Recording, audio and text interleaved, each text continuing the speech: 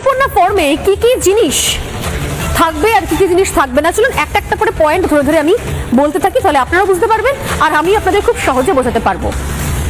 তো এই দেখো পেন্সিল নোটবুক এ হাতে, পেন্সিল নয় পেন্সিল হাতে আছে কিন্তু সঙ্গে নোটবুক নেই, সঙ্গে রয়েছে অন্নপূর্ণা যোজনার এই ফর্মটা। চলুন একটু দেখানো যাক কি বলা হচ্ছে ফর্মে আর আসলে গুজবের সঙ্গে তার কোনো মিল আছে কি নেই। এইখানে প্রথম যে ফর্মটা আমি দেখাবো, আমি আমার ক্যামেরা পার্সনকে বলবো ডাইরেক্টলি ফর্মে মাঝে মাঝে ফোকাস করার জন্য।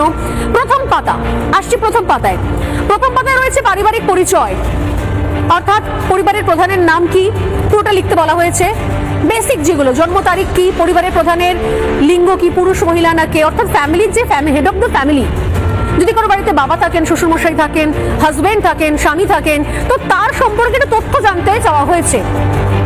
এবং আর কি বলা হচ্ছে, যদি ডিজিটাল রেশন কার্ডে পারিবারিক আইডি থাকে, ডিজিটাল রেশন কার্ডে তথ্য বলা হচ্ছে। পরিবারের সদস্য সংখ্যা বলা হয়েছে, দেখুন পাশে লিখে রয়েছে শুধুমাত্র সংখ্যা। ঠিকানা, স্থায়ী ঠিকানা, তার সঙ্গে যোগাযোগ নাম্বার, নাম, জন্ম তারিখ, লিঙ্গ, পরিবারের প্রধানের সঙ্গে তার সম্পর্ক, অর্থাৎ তিনি আপনার স্বামী হন না আপনার বাবা হন না আপনার শ্বশুরমশাই হন, এইটুকু বেসিক তারিখ। এবং দেখুন কি বলেছিলাম প্রথম গুজব, যে এই ফর্মে নাকি যিনি অন্নপূর্ণা ভান্ডার যিনি নেবেন, যিনি আবেদন করছেন, তার নামটাই নাকি কোথাও নেই, তাই নাকি?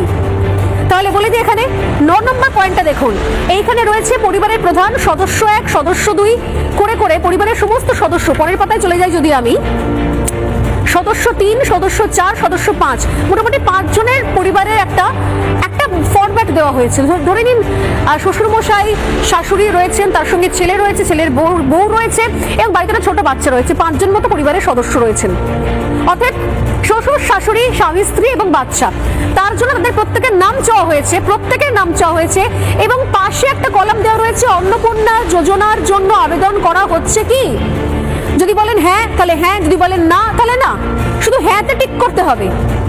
পাশে লেখা রয়েছে বয়স 5 বছরের কম হলে আধার চিহ্নিত করুন, আধারটাকে এনে লিখে দিন, সেটা চিহ্নিত করুন।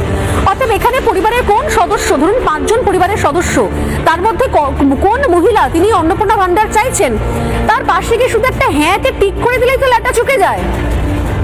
আরে ভাই, শ্বশুর মশাই তো অন্নপূর্ণা যোজনা চাইবে না, স্বামী তো অন্নপূর্ণা যোজনা চাইবেন না, চাইবেন হয় শাশুড়ি আর না হয় বৌমা।